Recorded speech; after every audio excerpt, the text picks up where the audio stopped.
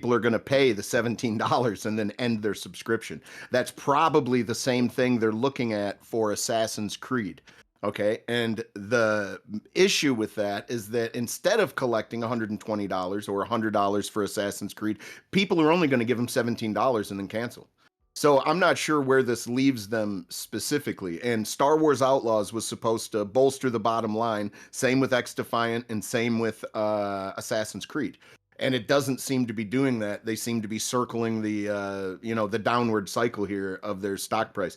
But on the other hand, you were mentioning the glitches in Star Wars Outlaws and stuff. We've they designed a Star Wars RPG. I like it. I do like it. I can't give a game a 7 and say it was a bad game. But you mentioned Sam Fisher and the stealth. The game is majority stealth, and the stealth isn't very good until you're about 10 hours into the game. And the reason I say that is because you get so many more options once you've upgraded your character and you've unlocked some things. You have more options in the stealth environments. So the first few hours can be frustrating for some, but by the end of the game, I enjoyed it. But I don't think it's worth $120. And I think the market is kind of speaking on some of these games and some of these like rehashes. Like you can play Star Wars Outlaws and feel the Division in it. You can feel Uncharted in it. Like you can like I don't know. It's sort of not its own thing, even though it's got a coat of paint of Star Wars. Yeah, they kind of amalgamated a bunch of engines and ideas, and they didn't really stick with one and run through it. So that's what it's like my, my, my one thing I'll say is this: if you're going to base your game on stealth like the entire time, it should be as interactive as say Hitman is. With the things that you can do to the environment and change NPCs routes and stuff like that. I mean, I'm not saying that they did a tremendously awful job, but they have done so much better work earlier, with IPs like Splinter Cell and stuff like that. But maybe I'm looking at it at rose-colored glasses, and you bring that old title back, and it just doesn't hit the same. I don't know. I'd have to go back and check out, Splinter Cell. And to give it its dues, didn't you say you started to appreciate the game's stealth mechanics a lot more mid-game to late Yes. game once they were more fleshed Yes. out? So let me explain a little bit more, give you a little more context. You have these. Then I can get in. Yes. Yeah. Oh, right. Why don't you describe how you upgrade your character? All right. So first off, and I do respect SPG, but we are from two different worlds, man.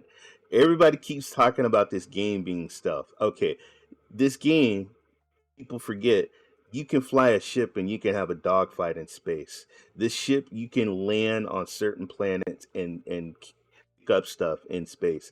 This game you can ride a scooter all over the land and get chased and take out certain people. And as far as the stealth, yes, is there a lot of stealth? Yes, there is, but man, that's what I mean, and this is just my opinion. I think it's so cool because if you really, sometimes I don't even have to worry about the guys. I let them go on by, and I find other places to go. I don't even deal with some of the guys or fight them. I sneak my way in. I think some people, you know, they want to gun ho, they want to fight, they want to shoot their lasers, and you can't do that. It's skill. It's a skill issue. I think the whole. I think Racing, the that whole. is iconic. I think the whole thing with Nyx. I've figured out how to use Nyx to unlock certain things. To the gun, I think the gun is so cool because not only does it have a blaster, a stun, but there's also an energy. So if you need to charge something to open up a door or open up a panel, you can turn your gun into like this energy charger to open up a door. There's all kinds of cool little upgrading and crafting and looting your gun.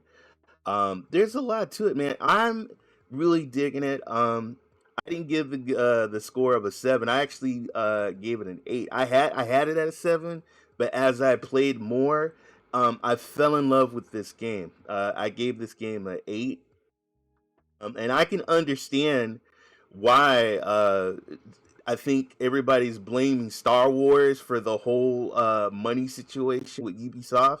But Ubisoft, let's kick it real, man. Ubisoft has been having issues for a lot of years, unfortunately. I love Ubisoft. I love their games, but they've just had games that just have not produced money or been very popular with people.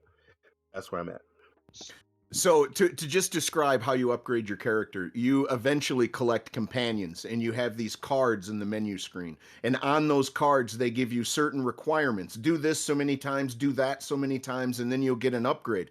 Well, you can eventually upgrade Nyx, the little creature, to where he can trigger explosive bombs on the fly, like on the map. You can also, instead of interacting with one NPC at a time, you can distract two of them. Like a whole lot of this stuff that makes the stealth more fun and feel more complete is after you've upgraded, and that is my only issue with the stealth, really. But I gave it a 7 at the end. I did enjoy my time in Star Wars, and there is enough RPG mechanics, like Ray was saying, to build and upgrade and do these things. So Can I we've comment on got Ubisoft's? okay, yeah. If Wilson and Maker want to talk on the subject of Ubisoft's stock diving or I'll let you take the Outlaws reins first if you want, performance, Maker. yeah, Yeah, I just wanted to briefly say, the stock may have dropped because they probably thought that the game would bring in significant sales. I mean, look at the Star Wars games by EA. They sell pretty well. They're usually in like the top, 20 selling games. So if Star Wars Outlaws didn't really hit that reception that they wanted, I can easily see how investors and stuff like that would maybe back or be more wary of the Ubisoft stock. yep, that 100% makes sense. I Wilson, was you just want gonna to? say, Yeah, so, yeah, sorry, Rue. I was just gonna say, I'm not a stock guy at all. I'm not gonna pretend like I understand them, but just having a look at Ubisoft's, they hit their peak in 2018. And I'm not even going to try and describe or break down what the points mean exactly. The 88 points or 88 in euro in 2018, but whatever. They hit their peak back in 2018. But if I look at their past 5 years, it was the beginning of 2021. They've been on a steady downward slope with what they've been worth ever since 2021. So it isn't just Star Wars. It isn't just what's the other game coming out that everyone else is jumping on. Assassin's Creed. It isn't just Assassin's Creed, this new one coming. It isn't just these that have been hitting Ubisoft. Ubisoft for the past 5 years have been, oh, for the past 3 years, sorry, have been in a downward slope. That we've all seen it. We've all been talking about the Ubisoft curse and the Ubisoft formula feeling worn out. I really feel like they need to break away from it. But with what I played of their recent titles, I did play. I think Avatar was their last recent one that I played. Again, it's that same formula. It's that same cycle. So I don't know. I think they're struggling to break out of their box that they've put themselves into.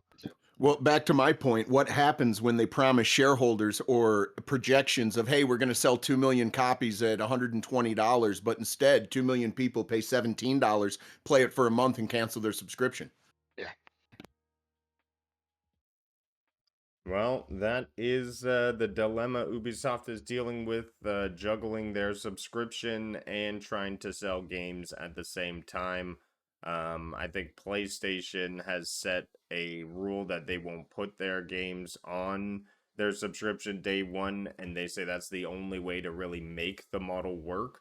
And I think Ubisoft may be facing the reality that that may be the truth if you don't have enough people on your subscription plan to start with. But let's move on. Ubisoft, good luck out there, and I hope Assassin's Creed Shadow does better than the pre-order sales we've seen so far.